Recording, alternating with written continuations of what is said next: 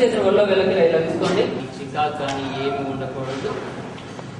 పూర్తి విశ్రాంతిగా రిలాక్స్ గా కూర్చోండి.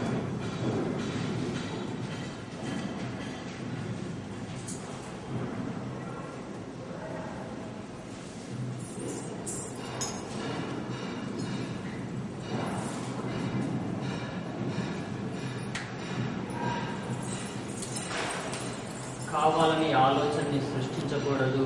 శరీరం అంతా తేలిపోతున్నట్టుగా అనిపిస్తూ ఉంటుంది. పూర్తి విశ్రాంతిగా కూర్చోండి.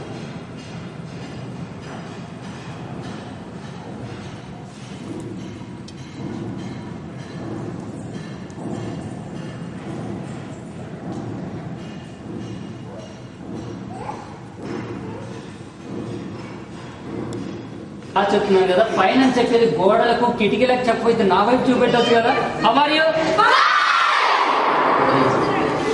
ఇప్పుడు ఈ క్లాస్ లో 6th క్లాస్ వాళ్ళు ఉన్నారా?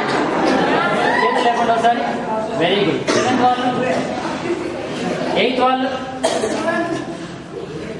9th వాళ్ళు, 9th క్లాస్, 10th క్లాస్, 1 2 దించండి అన్న. గమనించండి. ఇంకొక మాట చెప్తానండి. ఈ సృష్టిలో మొత్తం 84 లక్షల జీవరాశులు ఉన్నాయి చిన్న.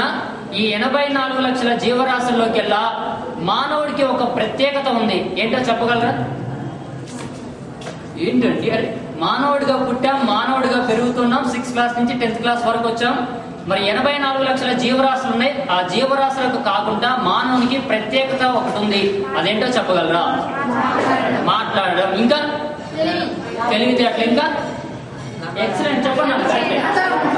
కష్టపడడం, వెరీ గుడ్. ఇంకా అమ్మా పని చేయడం, ఇంకా జ్ఞానం, ఇంకా తెలివితేటలు. పోనీ ఇవన్నీ కరెక్టే కదా? సరే నాన్న, ఇటు వినండి చెప్తాను. ఈ సృష్టిలో ఉన్నటువంటి 84 లక్షల జీవరాశిలో ఏ జీవరాశిని తీసుకున్నా 2 కాళ్ళతో సంచరించేది కేవలం మానవుడు మాత్రమే. 2 కాళ్ళతో సంచరించే జీవరాశులు ఉన్నప్పటికీ కూడా వెన్నుముక నిటారుగా ఉండేది మానవుడికేనండి. ఎప్పుడైతే ప్రజా సంబంధాలు, కదలికలు ఇవన్నీ కూడా అద్భుతంగా మార్పు వచ్చాయి. మానవుడు ఇంతకుముందు కోతిలా జీవించినంత కాలం ఎటువంటి పరిణామంలో ఎటువంటి వ్యత్యాసం లేదండి. అజ్ఞానంలో జీవించాడు, అమాయకత్వంలో జీవించాడు, తెలివి తక్కువతనంతో జీవించాడు. ఎప్పుడైతే మానవుడు ఇలా వెన్నుముక నిటారవుతూ స్ట్రైట్ గా వచ్చాడో మానవుల్లో ఉన్నటువంటి తెలివితేటలు మొత్తం వికసించాయి. వీటికి గల మూల కారణం ఏంటంటే, ఏ జీవరాశికి తీసుకున్నా వెన్నుముక ఇలా ప్యారల్ గా ఉంటుందండి, వంగిపోయి ఉంటుంది. మానవుడికి మాత్రమే స్ట్రైట్ గా ఉంటుంది. కావాలంటే చూడండి, మిగతా ఏ జీవరాశి కూడా అలా వెళ్ళదండి. ఇలా ప్యారల్ గా ఉంటాయి కాబట్టి మధ్యలో పోగానే ఆగిపోతూ ఉంటుంది.